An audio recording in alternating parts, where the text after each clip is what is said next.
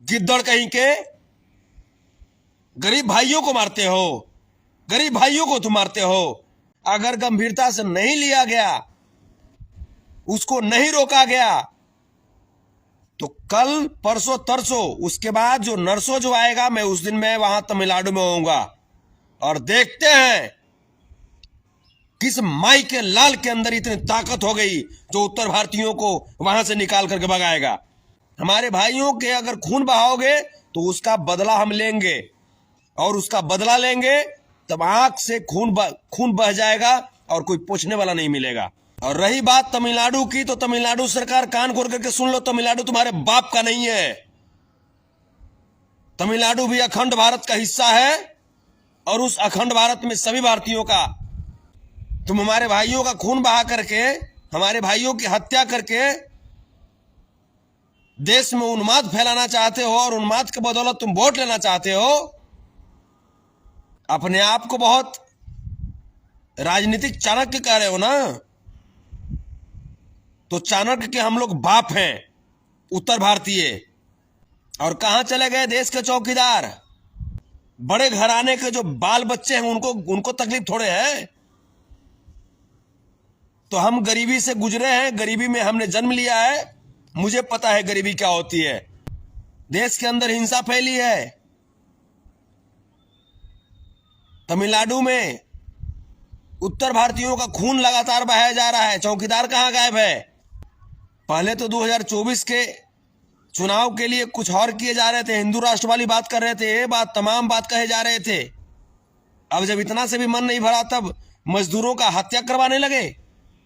हम तमिलनाडु के मुख्यमंत्री को स्पष्ट रूप से कह देना चाह रहे हैं, आप इस हिंसा को रोकिए,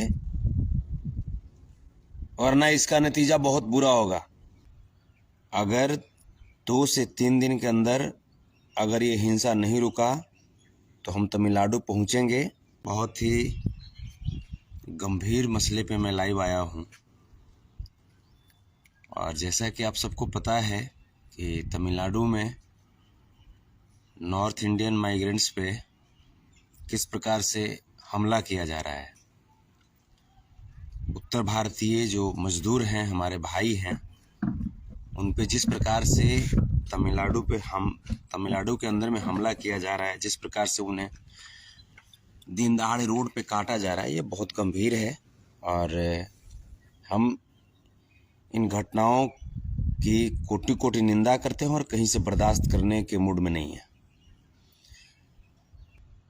अगर 2 से 3 दिन के अंदर अगर ये हिंसा नहीं रुका तो हम तमिलनाडु पहुंचेंगे, और पहुंच करके जो हमारा काम होता है, जिस रूप के लिए आप सब हमें जानते हैं, जो कटिहार रूप आपने हमें देखा हमारे अंदर, वही रूप जा करके तमिलनाडु सीएम हाउस के सामने दिखा देंगे। क्योंकि बर्दाश्त नहीं कर सकते ना, हमारे भाइयों को यूं ही तुम काटोगे और हम चुपचाप बैठे रहें, हम उसमें से नहीं हैं। टीट फॉर टैट, जैसे को तैसा हम जवाब देना जानते हैं। ये तमिलनाडु तुम्हारे बाप का नहीं है, ठीक है? तमिलनाडु पूरे भारतीयों का है, चाहे देश का कोई भी कोना हो, हर एक कोने में प्रत्येक भारतीयों का हिस्सा है, और उसमें आराम से हम रह सकते हैं, आराम से हम जी खा सकते हैं। खास करके जिस प्रकार से जो रवैया हम देख रहे हैं गृह मंत्री जी का, अमित शाह जी का, ये बहुत दुर्भाग्यपूर्ण रवैया है कि आप उत्तर भारत में आकर के आप चुनाव लड़ लेते हैं, उत्तर भारत से आप वोट ले लेते हैं, और उत्तर भारतीयों को आप यूं ही आप कटवाते रहते हैं देश के विभिन्न हिस्सों में। जब उत्तर भारतीय से जब इतनी ही नफरत है आपको, तो फिर उत्तर भारत आप आते क्यों हैं? सिर्फ उत्तर भारतीयों को आप वोटर के रूप में जानते हैं। हम तमिलनाडु के मुख्यमंत्री को स्पष्ट रूप से कह देना चाह रहे हैं, आप इस हिंसा को रोकिए, वरना इसका नतीजा बहुत बुरा होगा। इसका नतीजा बहुत ही ज्यादा बुरा होगा। मैं तमाम जितने भी पॉलिटिकल दल हैं, चाहे वो कांग्रेस हो, बीजेपी हो, आरजेडी हो, जदयू हो, समाजवादी पार्टी हो, मैं सभी लोगों से मैं विनम्र आग्रह कर रहा हूं कि इस हिंसा को रुकवाइए।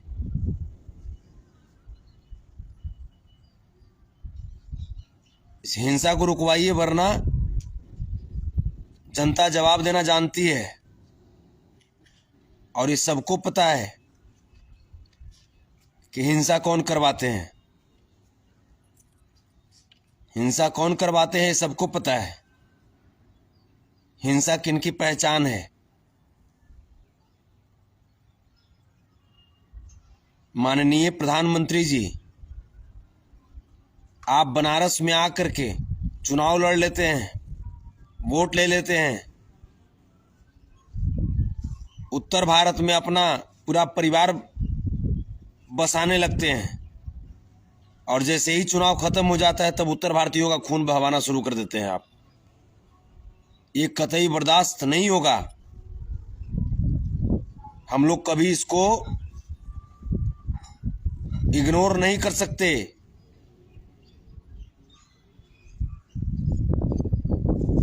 हम तमिलनाडु के मुख्यमंत्री एम.के. स्टालिन जी से विनम्र आग्रह कर रहे हैं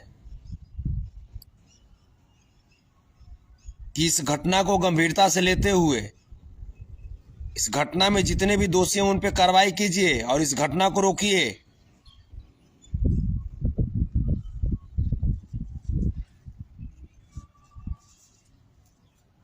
और नहीं तो इसका अंजाम बहुत बुरा होगा। ऐसा नहीं है कि तमिलनाडु में सिर्फ उत्तर भारतीय हैं, तमिलनाडु वाले भी कहीं जाते हैं।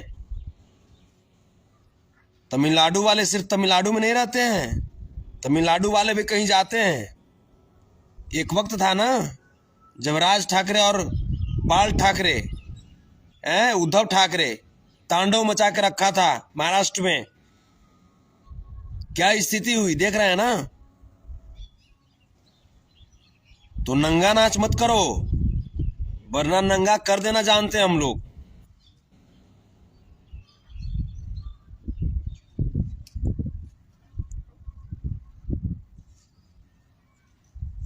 और रही बात अमित शाह जी की, तो अमित शाह जी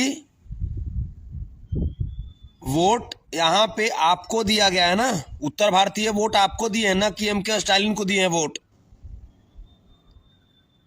तो उत्तर भारतीय जब आपको वोट दिए हैं और आपको वोट दिए हैं या नहीं दिए हैं, आप देश के गृह मंत्री हैं, तो ये आपकी दायित्व बनती है कि आप देश को कैसे आप एकता के सूत्र में बांधेंगे, देश में कैसे शांति व्यवस्था बहाल करेंगे। ये आपकी जिम्मेवारी है।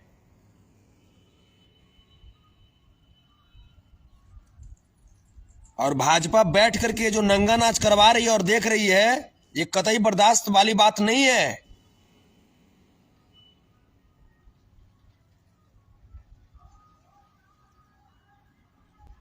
पहले तो 2024 के चुनाव के लिए कुछ और किए जा रहे थे, हिंदू राष्ट्र वाली बात कर रहे थे, ये बात तमाम बात कहे जा रहे थे। अब जब इतना से भी मन नहीं भरा तब मजदूरों का हत्या करवाने लगे, गरीबों का खून बहाने लगे। ये कैसी घटिया राजनीति पे उतर गए हो भाजपा वालों।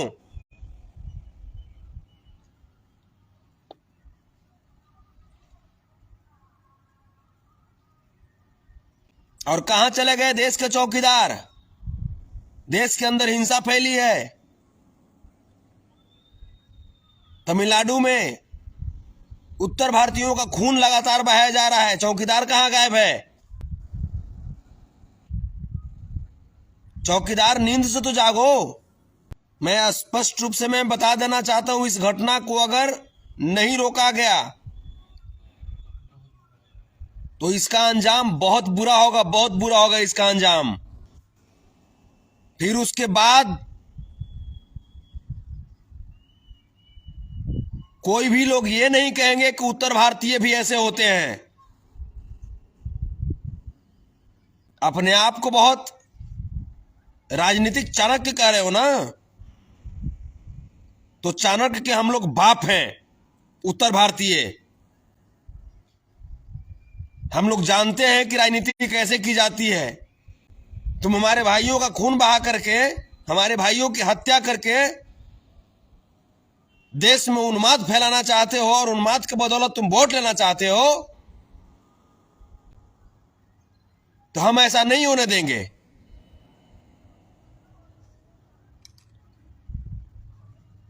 और रही बात तमिलनाडु की, तो तमिलनाडु सरकार कान खोल करके सुन लो, तमिलनाडु तुम्हारे बाप का नहीं है।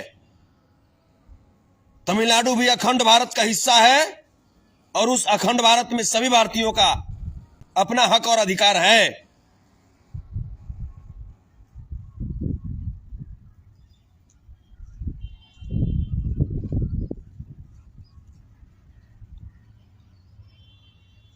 अरे तमिलनाडु सरकार, तुम्हारे यहां हमारे भारतीय मजदूर इसलिए चले गए क्योंकि 17 साल तक यहां पे बिहार में जिसका शासन व्यवस्था था ना, वो भाजपा थी और उसने हमारे बिहार के मजदूरों को पलायन करने पे मजबूर कर दिया। बिहार में नौकरियां बंद कर दी थी, रोजगार के अवसर बंद कर दिए थे, ना कोई फैक्ट्री लगवाया।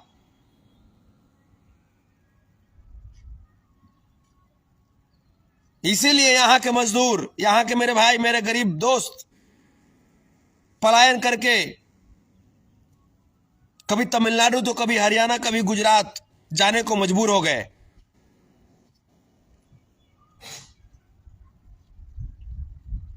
और अगर मैं उत्तर प्रदेश की बात करूं तो आप देख ही रहे हैं, उत्तर प्रदेश में जब से योगी आदित्यनाथ की सरकार बनी है, किस प्रकार से गरीबों का दोहन किया जा रहा है, किस प्रकार से गरीबों का शोषण किया जा रहा है।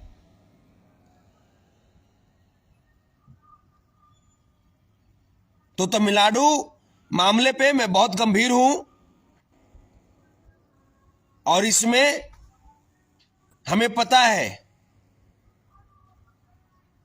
कि हमारा ये लाइव बड़े लोगों को पसंद नहीं पड़ेगा, जो अमीर घराने के जो औलाद है उनको पसंद नहीं पड़ेगा, क्योंकि वो तो अपने घर में छुपे बैठे हैं ना।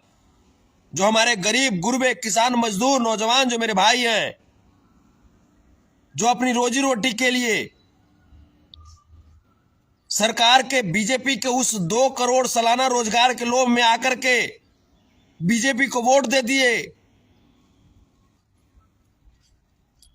बीजेपी के उस हर एक अकाउंट में 15 लाख रुपए आने वाली बात की सपना देख करके बीजेपी को वोट दे दिए। लेकिन उसके बाद वो बीजेपी कहती है कि पकौड़ा तलो, चाय बेचो। उसके बाद तमाम सरकारी योजनाओं का लाभ जो कि मिलना चाहिए जनता को, वो तमाम योजनाओं के पैसे को अडानी और अंबानी के झोली में डाल दिए। और जिनका पैसा था, जिनका हक था, आज वो मेरे सभी भाई तमिलनाडु गए हुए हैं, तो कभी गुजरात जाते हैं, तो कभी सूरत जाते हैं, तो कभी हरियाणा जाते हैं। तकलीफ उन भाइयों को है ना, बड़े घराने के जो बाल बच्चे हैं उनको तकलीफ थोड़े है। तो हम गरीबी से गुजरे हैं, गरीबी में हमने जन्म लिया है, मुझे पता है गरीबी क्या होती है। और जितने भी जो तमिलनाडु गए हुए हैं, चाहे हरियाणा है चाहे गुजरात है, वो सब कौन है? वो सब हमारे किसान मजदूर नौजवान साथी हैं, हमारे गरीब गुरबे जो मेरे साथी हैं, उनके बाल बच्चे हैं, उनके भाई हैं। तो वैसे भी भाजपा जो है वो गरीब विरोधी है, गरीबी विरोधी नहीं है, गरीब विरोधी है।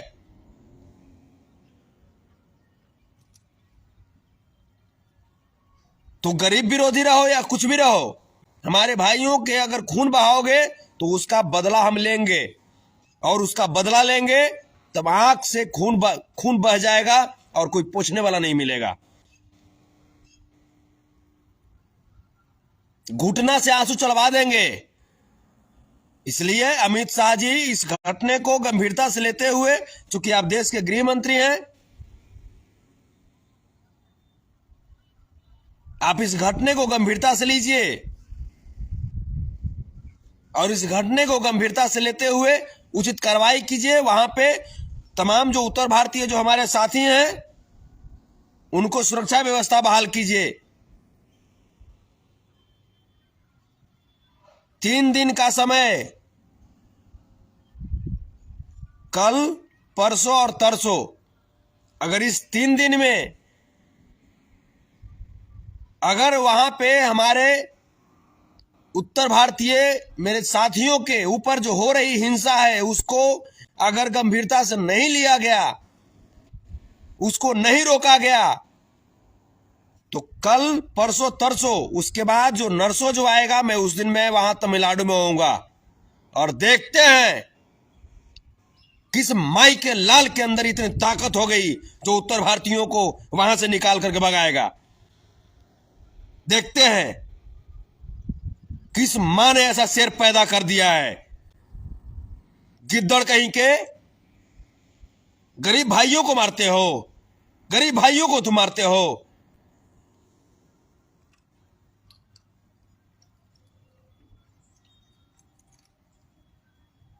आ रहे हैं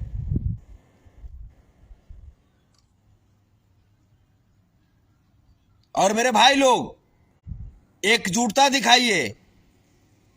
जितने भी उत्तर भारतीय हैं अपने अपने जहां कहीं भी हैं अपने अपने सबको जगाइए, चाहे वो जनप्रतिनिधि मुखिया हो या सरपंच हो या जिला परिषद हो, सबको जगा करके बोलिए कि चलो तमिलनाडु,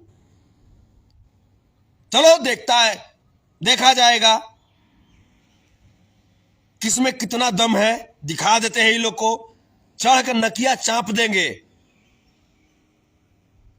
आज वही मजदूर किसान के बदौलत जिस बड़े घर में रह रहे हो ना, जिस बड़े बिल्डिंग में, वो बड़े बिल्डिंग तुम्हारे बाप ने नहीं बनवाए हैं, बल्कि वही मजदूर, वही नौजवान, वही किसान का बेटा पसीना बहा बहा करके वो बड़ा बिल्डिंग तुम्हारे लिए खड़ा करते हैं।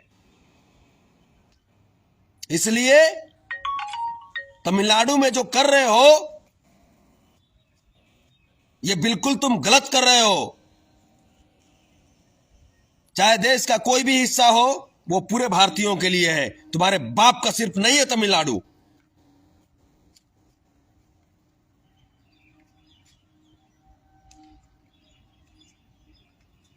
इसलिए मेरे साथी सब लोग जागिए और तमिलनाडु में जो हिंसा हो रही है, तमिलनाडु में जो उत्तर भारतीयों को जिस प्रकार से मारा जा रहा है, इसको गंभीरता से लिया जाए। इसको कभी बर्दाश्त नहीं करेंगे और ईंट से ईंट बजा देंगे, ईंट से ईंट बजा देंगे उन दुश्मनों को जो हमारे उत्तर भारतीयों की खून बहा रहे हैं, जो हमारे उत्तर भारतीयों की जान ले रहे हैं। ऐसे ही जागे रहिए आप सब। बहुत बहुत धन्यवाद। जय हिंद, जय भारत।